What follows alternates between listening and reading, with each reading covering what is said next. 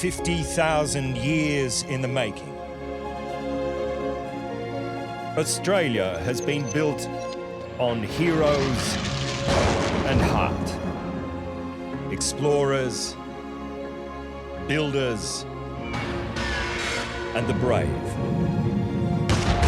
The country has been forged in war and peace, discovery and invention, adversity and triumph. This is the story of Australia. 1837, Portland, 500 kilometres east of Adelaide. 3 convicts on the run, only 1 horse between them. John Foley, thief, brawler, desperate. Yet he will help save South Australia, the only colony to reject convicts entirely.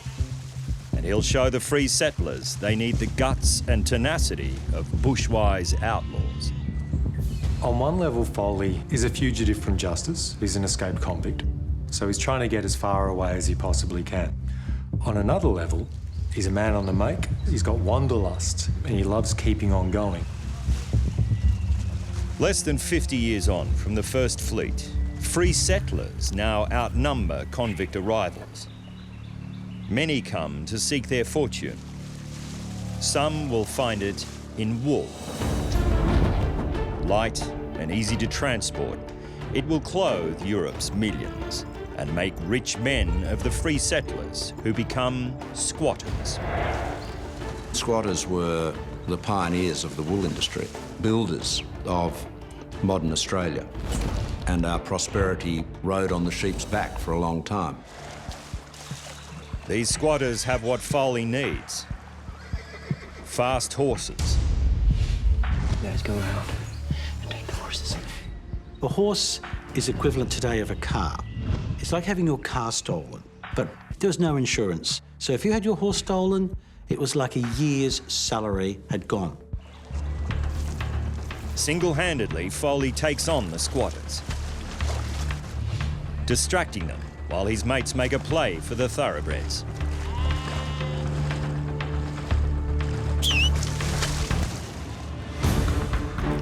Fellas, get your guns!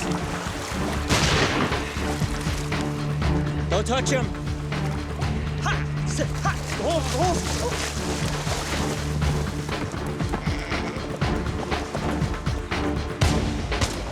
On their stolen horses, the outlaws ride more than 500 kilometres, all the way to South Australia. Foley does what no other white man has ever done before. He finds a way from the new settlements on the coast of Port Phillip in Victoria through to Adelaide in South Australia. They are also the first Europeans to see some of the most fertile land on the continent. Victoria's Western Plains. The great thing about the Western Plains that Foley saw was that there was no need to clear them. There they were, laid out, abundant winter rainfall, good grass, well-watered country. There was food in abundance. It was, in some senses, a paradise. Foley's journey will change the fate of South Australia.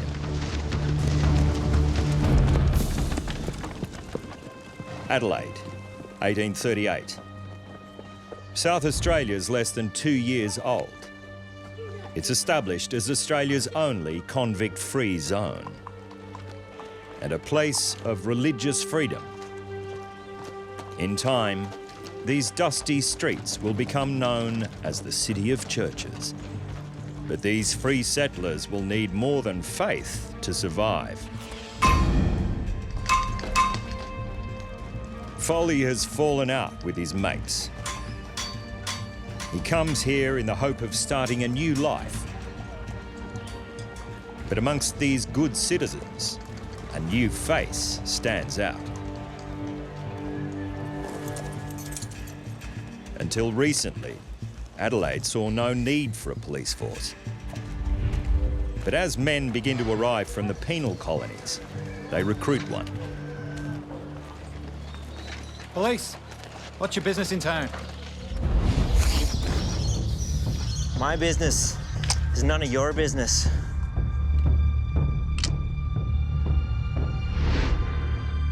Put the gun down.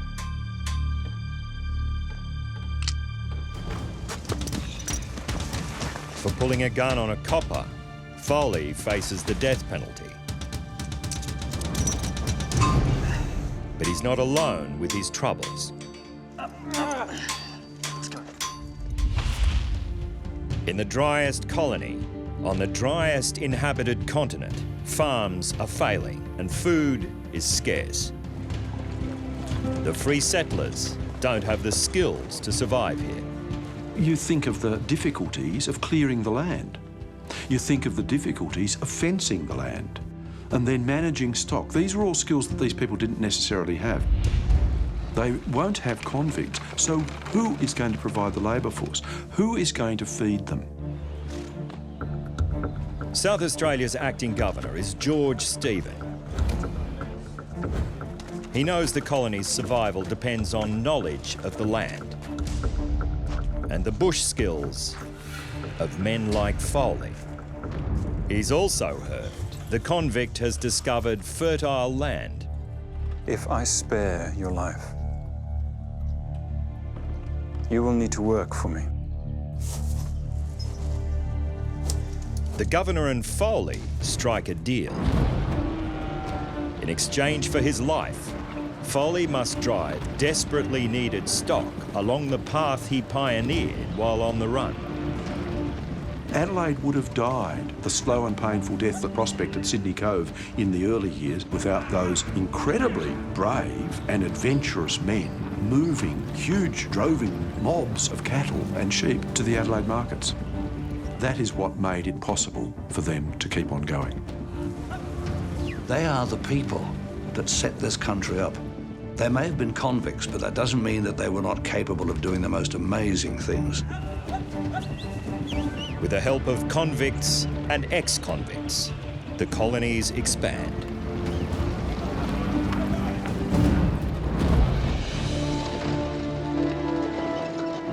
Armies of stockmen, squatters and their families spread across Australia.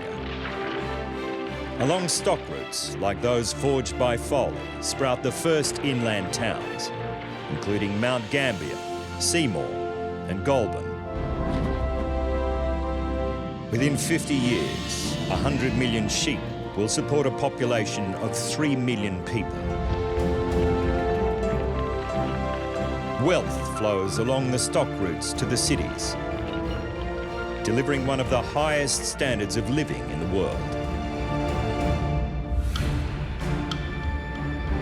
But the oldest continuous cultures on Earth stand in the way of the colony's rapid expansion. Just as Pemulwuy did at Parramatta over 40 years ago. The first Australians fight back. Eventually, they are driven from the lands most valuable to the booming colonies. Their battle to regain what they lose continues to this day. British ships have been bringing colonists to Australia for 54 years. Nearly 200,000 migrants now call Australia home, but only 1 in 3 is a woman. 1842, Sydney. Caroline Chisholm, mother of 3, social engineer, desperate to save 17-year-old Flora. She fears the girl is pregnant to a married man.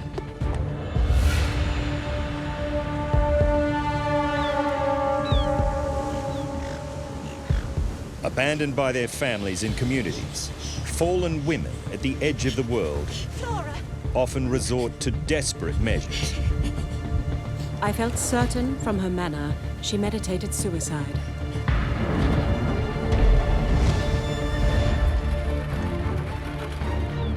Sydney's a rough port and frontier town. Boozing and brawling are rife. Crime out of control. In the hope of attracting more women, Britain introduces free passage for single girls. Hundreds arrive.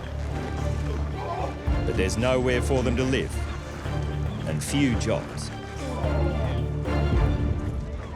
I can't imagine what those poor young women would have thought to get off the boat and arrive in the colonies. And it would have been like the Wild West. It would have been just such a shock to the system. If the colony is to become a country, it needs children raised in families. What Caroline Chisholm does will change the lives of thousands of young women and transform Australia for generations to come. For some, the new arrivals are a windfall.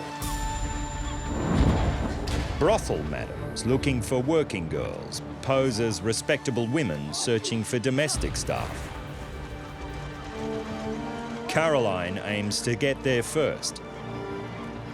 One of the problems for these women was they were alone, they were young, they were financially vulnerable, and therefore people preying on their innocence could hit their target quite easily. Flora. Caroline first met Flora only a few months ago. Wait here, I'm going to come back for you. Flora?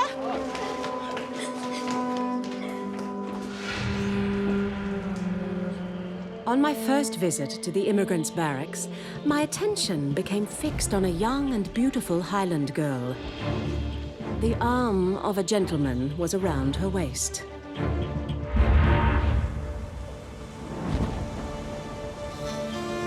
Flora!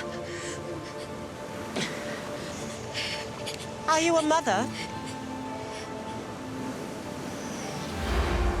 If Flora's pregnant and ends up a single mother, her options are radically curtailed. She's maybe going to be a laundress at best, or a prostitute, and her future in the colony isn't that good.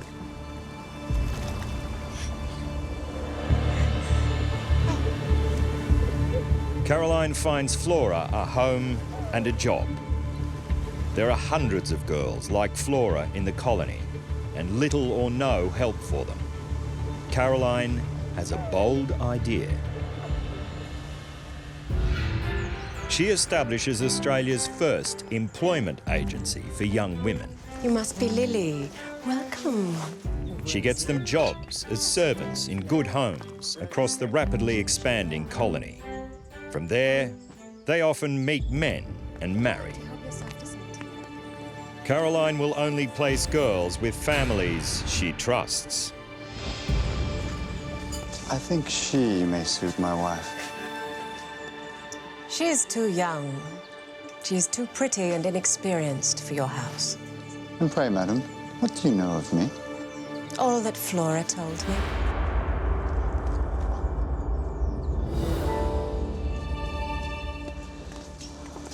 Good day. Good day. In an era when women hold little influence, Caroline is revolutionary. Nah, girls. She was an extraordinary woman. In many ways, changed the face of Australia because of the opportunities that were given to young women, particularly. As a young girl myself, to look at our history and these women who lived in a day and age where they really didn't have a lot of rights. They weren't allowed to vote, and yet they still stood up for what they believed in. Within 3 years, Caroline finds homes and jobs for 11,000 young women, an average of 70 every week. Almost single-handedly, she changes the social fabric of Australia from a raw frontier land into a nation built by mums and dads and kids. I think the fact that she took on the plight of all these young women, Caroline Chisholm, in a way, became the mother of Australia. Today, more than 1 million Australians can trace their ancestry to Caroline Chisholm's girls. The society she helps engineer will enter a new era of unprecedented wealth. Australia is set to become one of the richest countries on Earth. September 10, 1851. Yarrawee Valley, Victoria, 100 kilometres west of Melbourne. Australia's population and wealth are about to skyrocket because of one man, James Esmond. Stagecoach driver, prospector, has the luck of the Irish. He seeks his fortune in the earth. Mining, and gold mining in particular, has always had an extraordinary allure. There is nothing like it to motivate people. Small amounts of gold have already been discovered in New South Wales. Now diggers hunt in Victoria. Hey, boss, there's someone coming. Blacksmith James Oddie, first to stake a claim in the Yarrawee Valley. He and his men work what they think is the most likely place to strike it rich. I'm thinking this would be a nice spot to set up. How do you do? The name's Esmond. James Esmond. This ground's taken. We thought we might be neighbours. You thought. With the possibility of great wealth comes fierce competition. So it's like that, is it?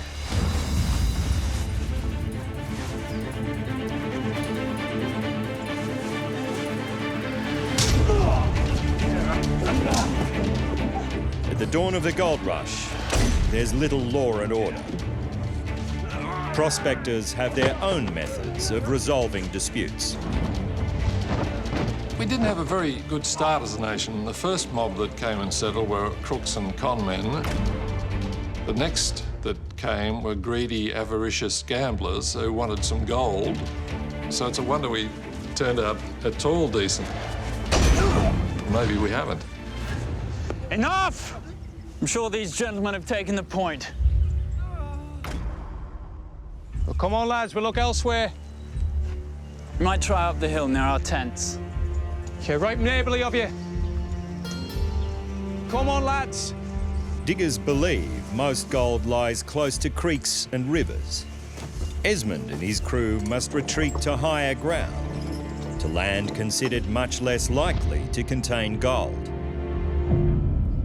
A few hundred metres away, they set up camp and dig. Honey, look. Esmond's misfortune is about to pay off.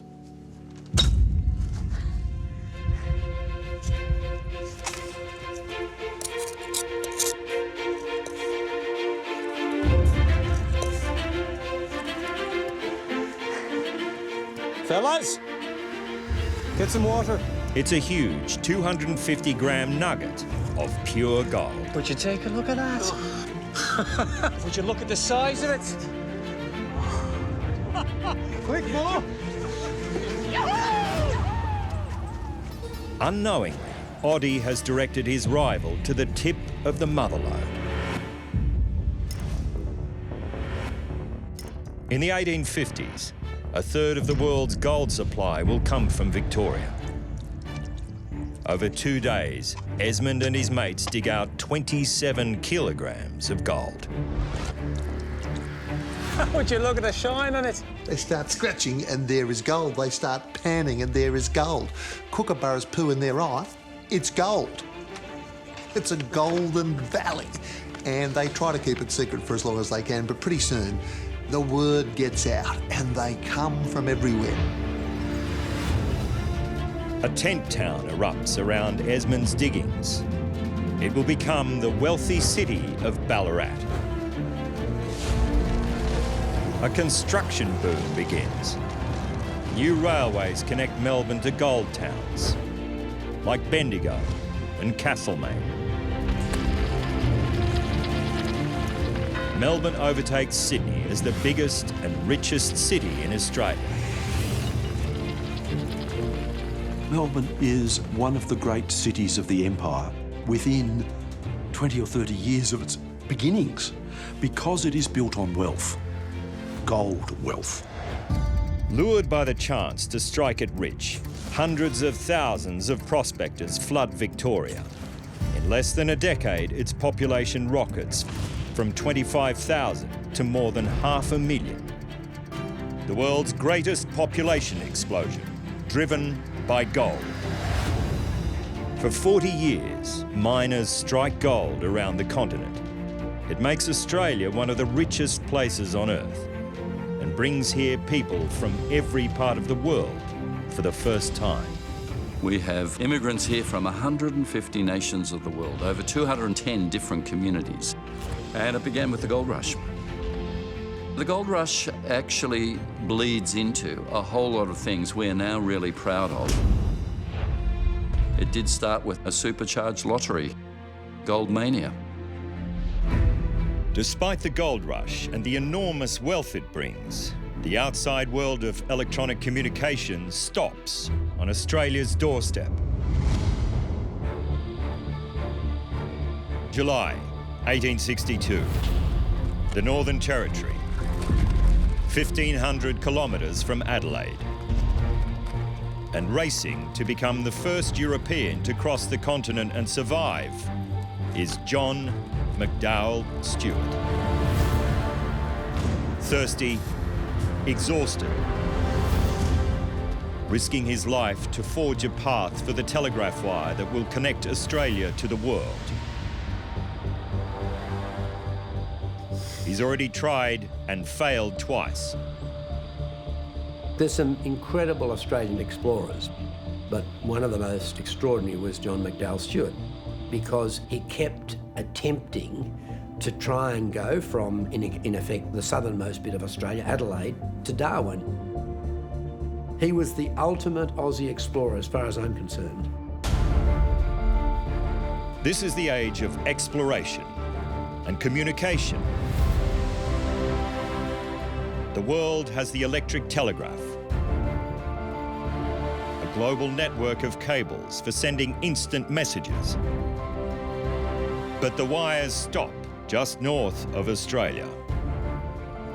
Before the telegraph, if you want to get a message to London, you have to write it on a piece of paper. It has to be put on a ship and taken all the way to London. It takes months. And then it takes months for the reply to get back. But the moment you create electronic information with the twisting of two bits of wire together, the world has changed forever. If the telegraph is to reach the new cities, it must span the continent from north to south, over a merciless landscape that turns back or kills every white man who tries to cross it. In less than 2 years, 4 expeditions attempt to cross Australia. It's the amazing race of the 19th century. Only a few months earlier, Stuart's great rivals, Burke and Wills, make it from Melbourne to the Gulf of Carpentaria. Their expedition is lavishly funded and equipped, but on the way home, they die of sickness and hunger. John Stuart is 3 months out of Adelaide and still 1,800 kilometres from the Northern Sea. He's in the dead heart of the continent, on punishing terrain and in crippling heat. With every step, they're further away from safety. When the Australian explorers and settlers journey inland, by and large they journey into drier and harsher country. Country that seems to say, you don't belong here. A country that wants to drive you back. And Stuart's great achievement is that he pushes into the zone which we could think of as the zone of silence and of death. No rain seems to have fallen here for a length of time. We have not seen a bird, nor heard the chirrup of any to disturb the gloomy silence. Stuart has explored Central Australia for more than 15 years. He's learned to travel light and strictly ration dehydrated food. Their biggest enemy is thirst. To stay alive, they must constantly find new sources of water. Come on, lads. On top. We'll keep moving north. It's a task that doesn't fall to Stuart alone.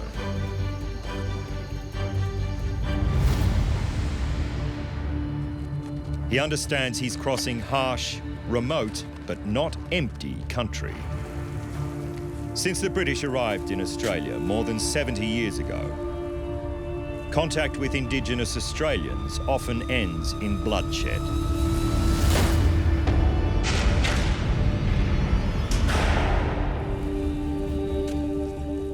But Stuart looks to the locals for help, especially about where to find water. When white men went out and successfully found their way across vast tracts of country, you'll often find it was because they had really good relationships and knew how to interact with the Aboriginal people along the way. Once Stuart finds a water source, he travels out and back, up to a dozen times, in search of the next creek or spring. Only then does he move on. It's an exhausting way to explore. After 5 months, they've travelled over 3,000 kilometres, but they're close to the limits of their endurance. He was an extraordinary bushman, the most incredible perseverance, and he was able to motivate the fellow explorers that went with him. But as Stuart and his men struggle north, they're at their limit. They're running out of food. The horses are sick. The water bags leak, and the mercury nudges 50 degrees. Yet Stuart continues to pit his toughness against the bush, the desert, and distance. And then, Schlat! A sound they've heard before.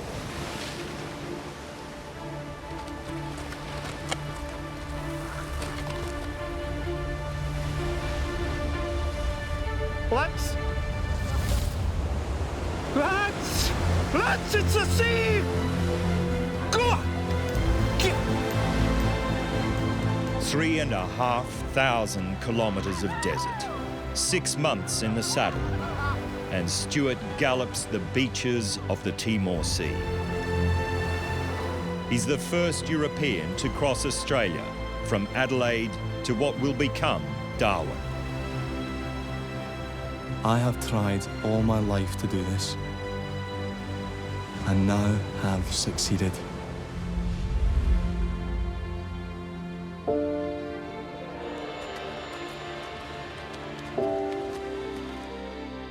Stuart is a master map maker, and his charts will guide him and his men home. On the very same day as Burke and Will's funeral in Melbourne, John Stuart will ride the streets of Adelaide, triumphant. The tyranny of distance. It's laid at the foundation of some of modern Australia's great successes. The telegraph line that Stuart surveyed across the continent was part of that enterprise of trying to conquer the tyranny of distance. I think it's a quintessential Australian characteristic, and it's one area where we excel. An army of workers soon follows Stuart's path. They build the world's longest continuous overland telegraph line from Adelaide to the Timor Sea.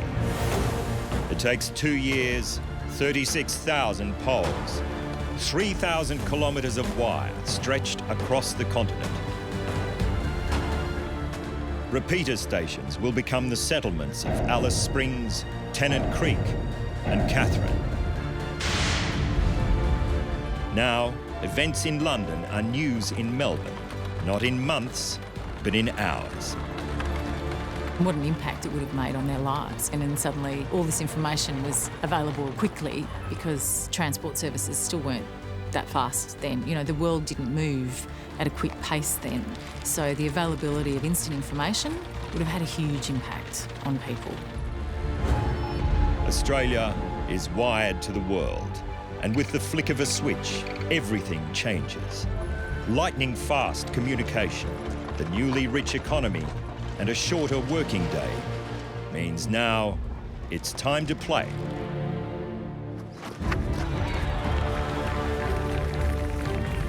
June 5, 1869, Richmond, Melbourne. The Melbourne Football Club clashes with Her Majesty's troops. The soldiers wear red sashes. The battle's been fought for almost 2 hours, and it's a dead heat. 0-0. Pick it up! Kick the ball! One of the founders of football in Australia, What's wrong with you? Tom Wills, famous cricketer, desperate for the win. Use the space! Go!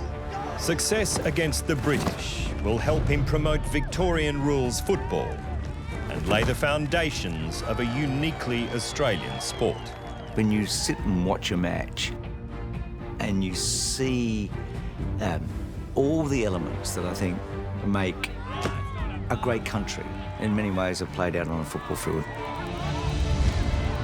Let's keep it up! The clock's running down, and Tom Wills calls for tactics which require a skill that will come to define this sport. Use the width of the field! Kick the ball! Kick it over the top! The mark.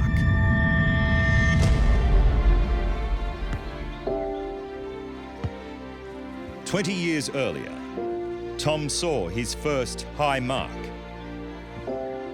His neighbours, boys from the Jabwaram and Jadwajali people, play a game called Mangruk. Indigenous Australians play different versions all over the continent. It's awesome to know that Aussie rules might have derived from Mangruk, a traditional game that Aboriginal people used to play where they used to fill a possum skin up with charcoal and there'd be 50 on each side. And they'd kick it and hand pass it and throw it and mark it all day long, sometimes over 3 or 4 days.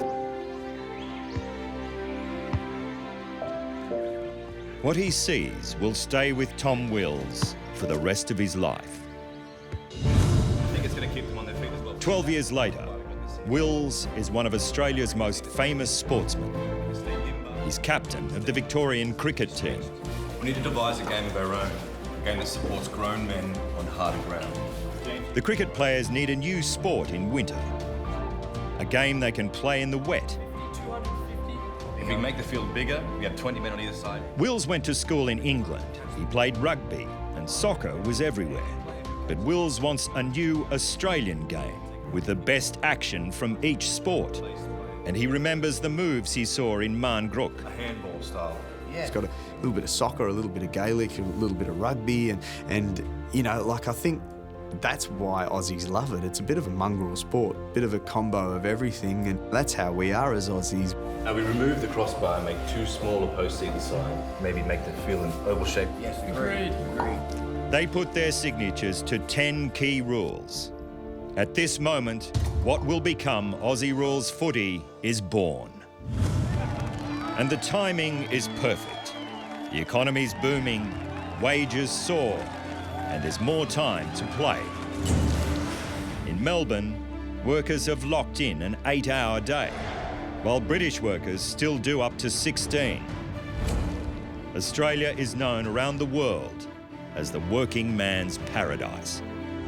Before the good times, only rich people played sport.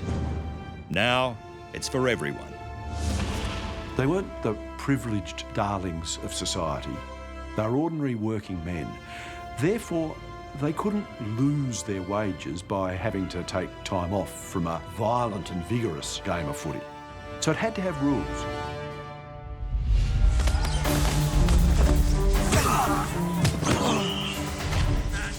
Before the rule book, games were an excuse for a punch-up. 40 players aside, no refs, no boundaries. The brawling might go on for days.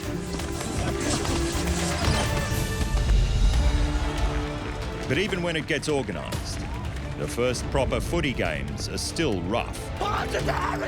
On this winter day, back in 1869, Tom Wills looks to his cousin and team captain, Henry Harrison. He's one of Melbourne's best and toughest. Football is essentially a rough game all the world over, and it is not suitable for men poodles and milksops. It's still 0-0. The Aussies finally see their chance. Go! Go!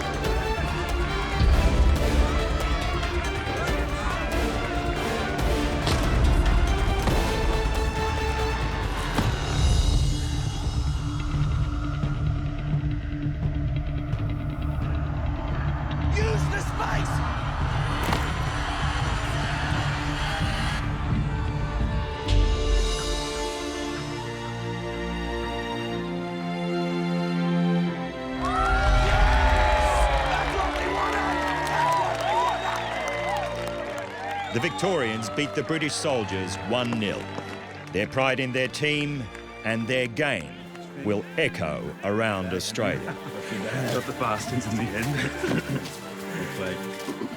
I played AFL. I'm proud of the sport. I'm proud of what it taught me before I got into the world of golf.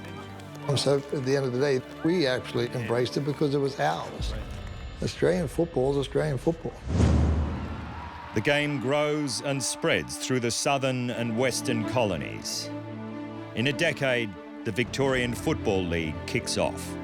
Every generation produces its own football heroes. In 1990, VFL becomes a national code and an Australian obsession. And then off the step to fall forward. Big fly, bird, Goods, could he roll it through? He can! The biggest thing I love about football is the opportunities to play something that's so fun and inclusive. So many different shapes and sizes of people can play this game. It doesn't discriminate against where you come from, what team you follow, what religion you follow. Every year, the game inspires more than 7 million footy fans to barrack for their teams around Australia.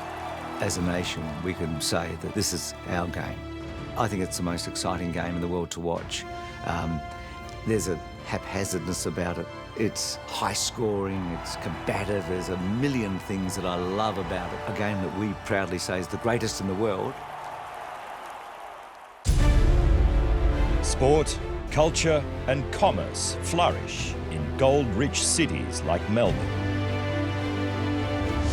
But gold fever is about to reach boiling point.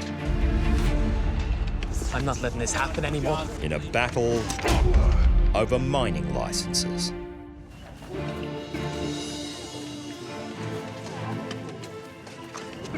November 1854, Ballarat, 115 kilometres west of Melbourne.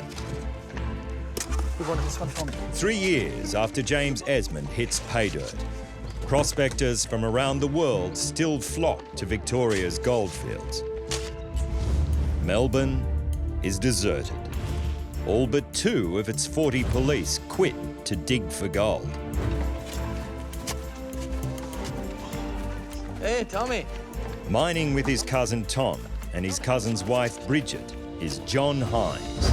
Fresh off the boat from Ireland, believes in justice and freedom for all, about to take part in an armed rebellion that will be crucial to the rise of Australian democracy.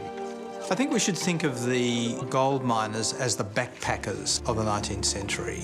They are young, they are idealistic, they have an extraordinary sense of adventure, and they are people who are schooled in the most progressive, idealistic ideas that are coming out of Europe. They are Democrats, and they're not about to be bossed around by a military governor. Because they don't own land, most miners can't vote. Got your licence? And they hate the government's new mining tax. To dig, miners must have a licence, and it's not cheap, a quarter of the average wage. Oi. Not everyone strikes it rich on the goldfields. Where's your licence? Most barely make ends meet. But the government demands its money, whether the diggers find gold or not. It wasn't a tax on their labour, it was a tax on their presence. And like all poll taxes in history, it was enormously unpopular. The police crack down on miners who can't or won't buy a licence. Their brutality and the tax's unfairness I'm not letting this happen anymore. infuriate miners like John Hines. He's got a family. And unify the diggers against the government. Until we had a common enemy in terms of a brutal government taking money that you didn't have, perhaps that's what galvanised people to have a sense of inclusion, you know, and a sense of cohesiveness that maybe was lacking until then. In an act of defiance, the miners burn their licences. They band together. Let's go, boys. We need more woodmen. And arm themselves. Right. The diggers build a rough fortress. It will become known as the Eureka Stockade. The British Army still defends the Australian colonies. The government sends in the troops. When the government tries to push down, this time the Liberal activists stand back to back, build a stockade around them and say, come and get us, you bastards. They raise their own flag, the Southern Cross. I don't want anyone to get through the wall. We need more woodmen. A symbol of Australia's place under the stars. To the government, it's an act of rebellion it will not tolerate. December 3, 1854, 3 a.m. The miners have been holed up in their stockade for 3 days. 276 soldiers and police take up positions around it. Captain John Wellesley Thomas's orders take the rebels by surprise and crush the resistance. Red card! A ragtag bunch of barely trained miners Get your guns, lads! Take aim! versus the might of the British military machine. Fire! Keep your head down! Among the 150 rebels, John Hines. For the first time, Australians take up arms against the Crown Get the gunpowder! in pursuit of democratic rights. Watch your left! Fire! What's most stunning about the descriptions of the attack is the kind of bloodlust with which those troopers took on those men. It's like one of those scenes that you see on the television of a protest that just goes horribly wrong.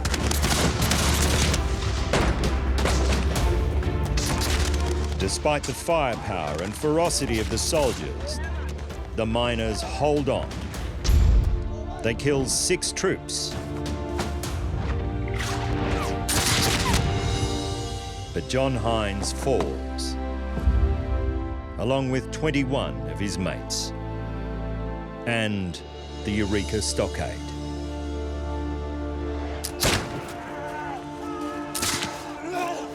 In the morning, the troops hunt down the survivors. Bridget Hines searches in vain for John.